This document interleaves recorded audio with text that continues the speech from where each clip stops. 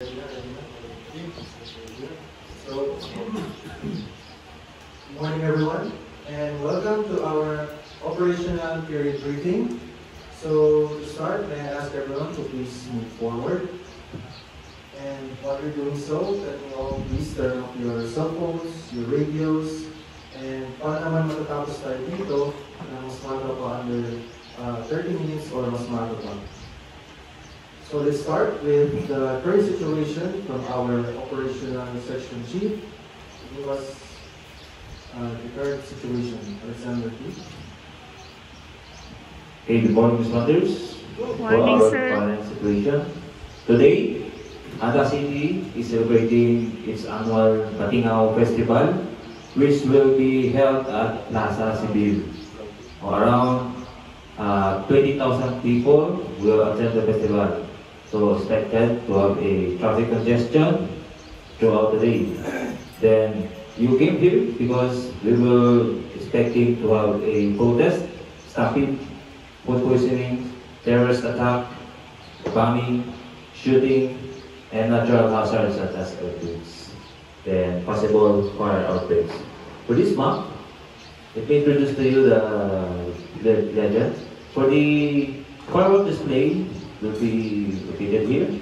Then for the concert stage area, will be located in this area. Then for the concert stage area, then for the food, will be located here. Then for the speaker platform areas, so where VIPs and mayors are located here. Then for the carnival, will be located here. For the parking lot, will be located here. Then staging area, we compose of 3 staging. Which one is the ICP, the southern part. Then another one is staging areas near the firework display, and the northern part near carnival area. That's all. Thank you, sir. So, if you open your IAP, you will in the incident action plan, dyan yung makikita incident objectives sa ICS 202. And dito rin, pwede rin kayo mag-refer dito sa ating objectives. Or for clarification, babasahin ko na lang, and then later on, pwede nyo mabasa sa ICS 202. So, objectives, meron tayong 5. First is to ensure the safety of the responders and the general public. Second is to provide security for the VIP in the event. Third, facilitate the medical assistance for the whole duration of the event. Fourth, ensure the smooth traffic flow within the area. And lastly, the fifth is to respond to any fire incident and other related emergencies. And to next page is the organization assignment list, kung saan yung makikita ang mga names ng leaders and supervisors para makilala nyo kung sino ang kailangan nyo i-contact. So, turn back naman to ICS 202 for the weather forecast and item number 5. So, highlighted by our meteorologist, Sir Spencer Ahmad. Good morning, responders. Our weather forecast for today will be having partly cloudy skies with temperature in the 30 degrees Celsius, light dark with moderate to high relative humidity. That's all. Thank you, sir. So next, please turn your IAP to ICS 204 para sa assignment lists. To be highlighted by our operational section chief, and if you are called upon, please answer loud and clear. Okay, good morning everyone, responders. Please refer to ICS 204 for your assignment list. Okay, we have 3 group supervisors. We have security group, VIP group, and traffic unit. And then for the staging areas, we have near ICP, in the parking lot, and near Carnival. Okay, for the security group, to be supervised by Sir Paul Aquino. Sir, are you here? Yes, sir. Thank you, sir. So you have 3 teams. Strike team 1, strike team 2, and strike team 3. So for the strike team 1, provide security in the south area of the event. Strike team 2, provide security in the north area. Then the strike team 3, you provide roving in the entire premises of the event. Okay, next page. For the VIP group, to be supervised by Sir Benzar Ahman. Sir, are you here? Sir. Okay, thanks, sir. You have, under by you have EMT 1, Ambulance 1, no? You convoy the vehicle of the VIPs, no? Kung saan sila pupunta, convoy lang kayo. Together with the ambulance. Okay? Then you have ST10, no? You convoy and secure the VIP, security team. Then the traffic unit also will provide, traffic unit 1, no? So, kung saan po pupunta ang VIP groups, doon na po kayo. Next page. For the staging area, to be supervised by Dr. Annalyn Santos. Ma'am, are you here? Yes, ma'am. Okay, thank you, ma'am. Under by you, ma'am, you have EMT 2 and Ambulance 2. So, in case of emergency, you will provide medical aid to any possible victims. Then for the Ambulance 2, so it will be located near ICP, no? Near ICP, stage 2. Then you will going to transport victims to the nearest hospital if necessary. So, standby lang po tayo dito. Next. For the parking lot areas, for the Stage 2 to be managed by Ma'am Aimee Oscar. Ma'am, are you here?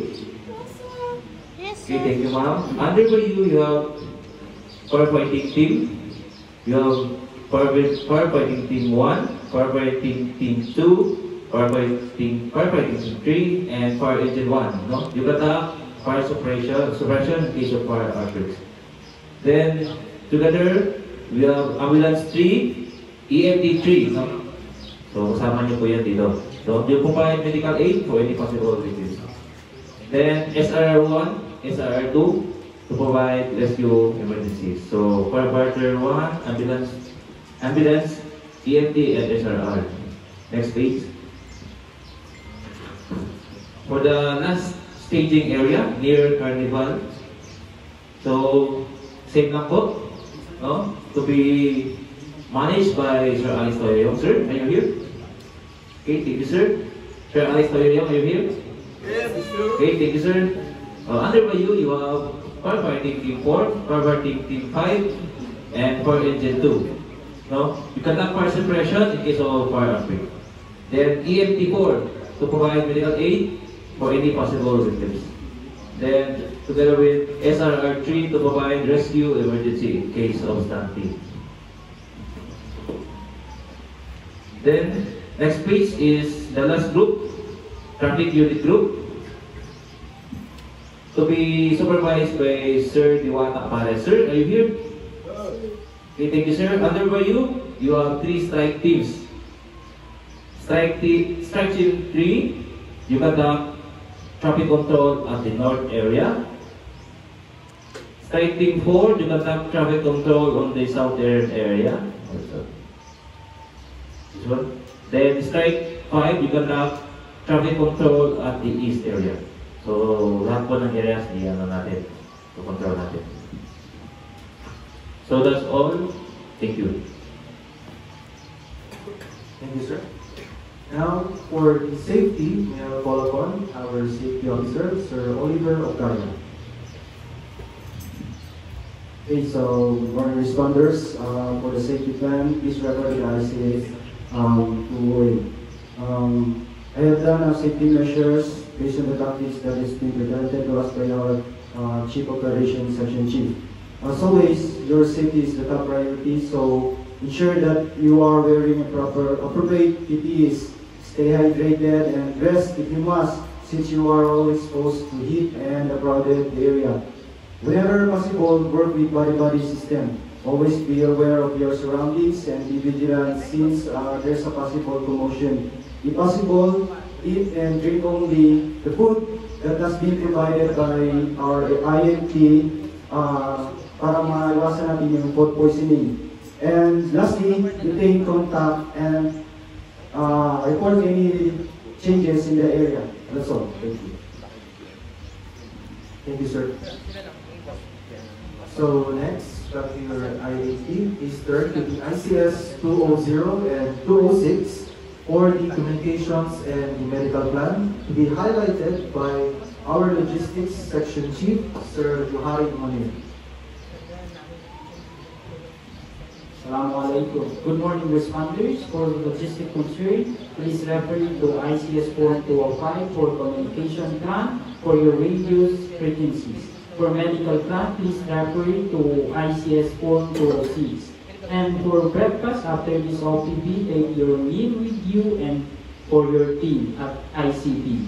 And for your lunch and dinner, the logistic food unit makes sure that the meals and drink will deliver on time. We have some extra PPE and few other supply. You can check out what you need for your personnel.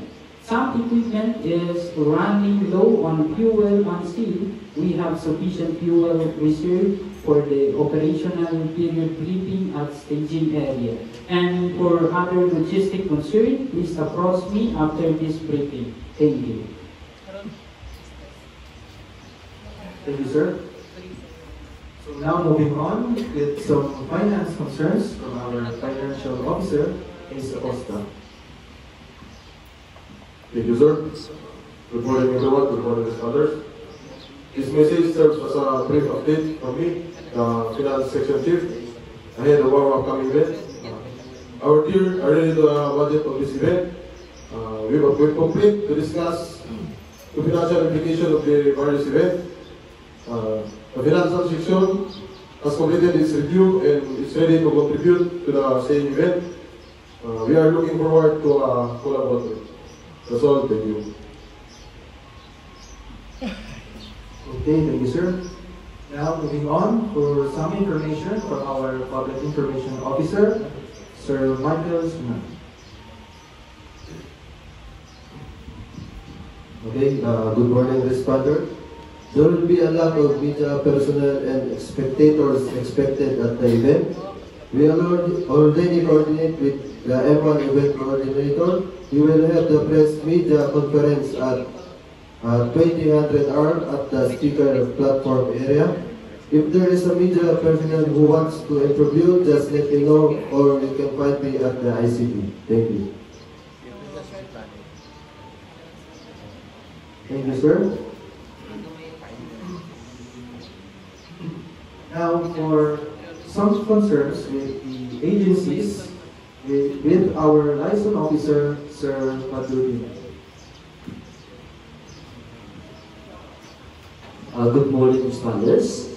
I'm trying to make the contact with the every agencies that represented here on this incident, as well as the local authorities to ensure the smooth and enjoyable festival for everyone. So, if there are new agencies here, please let me know after the operational period briefing so I can contact their representative and they can help us. Thank you.